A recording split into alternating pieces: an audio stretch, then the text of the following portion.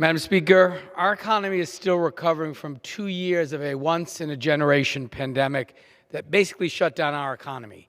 As Americans stopped going out and spending money, companies slowed production, not only meet this change in demand, but also to allow for social distancing and COVID safety protocols for workers. Now, as Americans have started to resume their normal lives, companies are struggling to keep up with the increased demand for goods. These supply chain issues and a worker shortage has resulted in higher prices across the economy. These issues do not fully explain some of the skyrocketing prices that we're seeing. The pandemic and the ensuing recovery have laid bare systemic problems in our economy, including market consolidation and price gouging. As our economy works to recover from the pandemic and the shocks to our supply chain, and as the world responds to Putin's reckless invasion of Ukraine, food and energy costs have skyrocketed for people around the world, including here in America and including in my district in Rhode Island. While President Biden has taken a number of steps to tackle costs for Americans, including releasing millions of barrels of petroleum from the Strategic Petroleum Reserve, expanding access to gasoline with 15% ethanol, and additional investments in the Low-Income Home Energy Assistance Program to help those most in need, systemic imbalances in our economy are enabling companies to further drive up costs. Put simply, they're taking advantage of hardworking Americans and raising prices just because they can, all for the sake of extraordinary profits. As Americans are working to recover from 2 years of an unprecedented health crisis and the economic downturn it caused, companies are reporting record profits as worker pay remains stagnant and families feel the squeeze on their pocketbooks. This is especially true in the case of gas prices.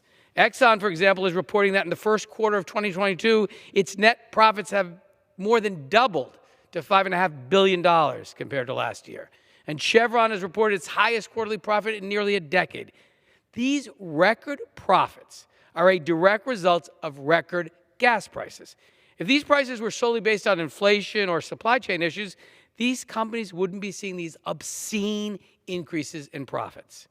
To make matters worse, these record profits aren't being invested in new drilling sites to help us deal with energy shortages brought on by Putin's invasion of Ukraine, but instead are going to massive company stock buybacks, shareholder dividends, and salary bonuses.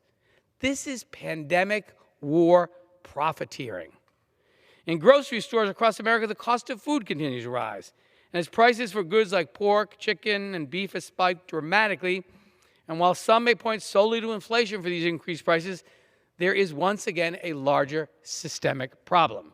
In the meatpacking industry, for example, the top 4 companies are estimated to control up to 85% of the industry. And in industries all across the economy, the story is the same. 3 firms control 93% of the soft drink industry. 3 firms control 85% of the baby formula industry. 3 firms control 93% of the baby food industry. 4 firms control 79% of the beer industry.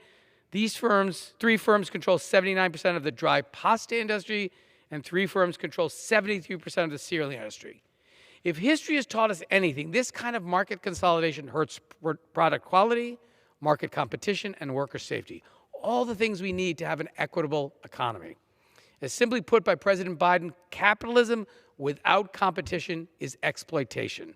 So as we look to recover from this pandemic, and in a way that creates an economy that works for everyone, for the people of this country, we need to hold these monopolistic giants accountable. To start, Congress must pass the big oil windfall profits tax.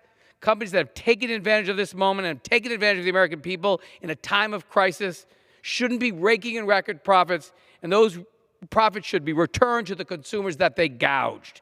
We also should pass H.R. 7688 to be sure that we are taking on in a serious way price gouging in the energy sector. And I'm working with Congresswoman Schakowsky on an economy-wide anti-price gouging bill.